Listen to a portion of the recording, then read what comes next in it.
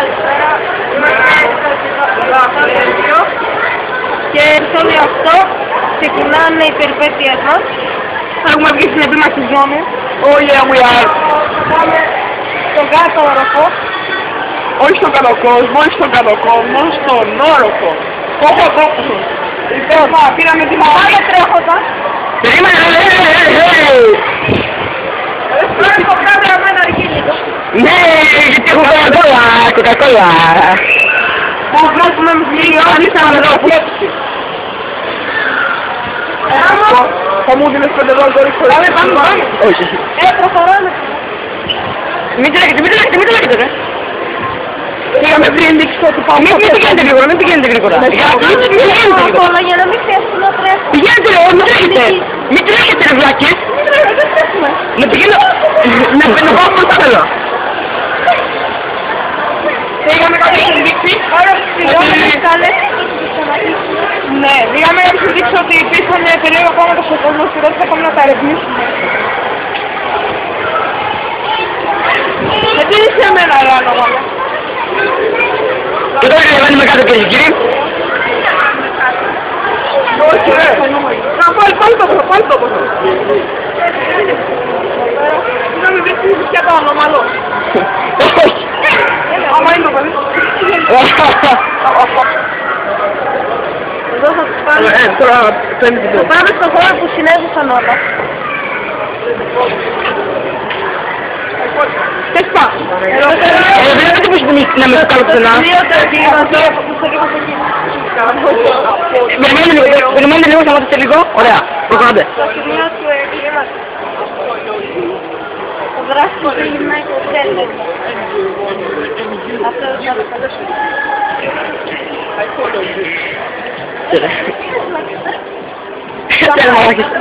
Άλλο.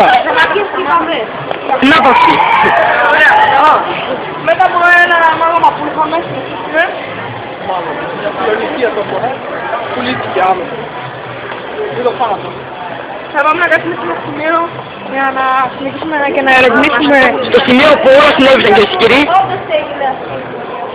και να ερευνήσουμε τα παράγοντες γιατί έγιναν όλα αυτά. Και ίσως να καταλήξουμε σε μια λύση. Το σημείο μας το έχουν πάρει όμως. Όπα. Το σημείο είναι ο σλάλομ, street fashion.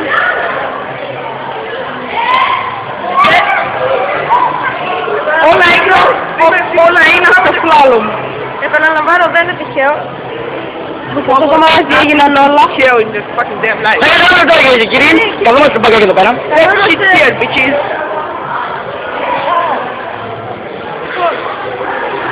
Εγώ θα αρχίσουμε. Let's start. Κοιτώντας το μαγαζί. Κοιτώντας το μαγαζί. Από την πλάτη. Όλε. Ό,τι βλέπετε. Μισό το λίγο, τράβα λίγο. Από ό,τι βλέπετε αυτό το γυαλί εδώ πέρα είναι καινούριο. Που σημαίνει ότι έχει σπάσει πριν. Γιατί εδώ πέρα υπάρχουν κάτι, ας το πω, βρωμιές. Εδώ πέρα τίποτα. Επειδή αυτό συνέβησε. Επειδή ένα σπάσει το τζάμι και το ρίχνει.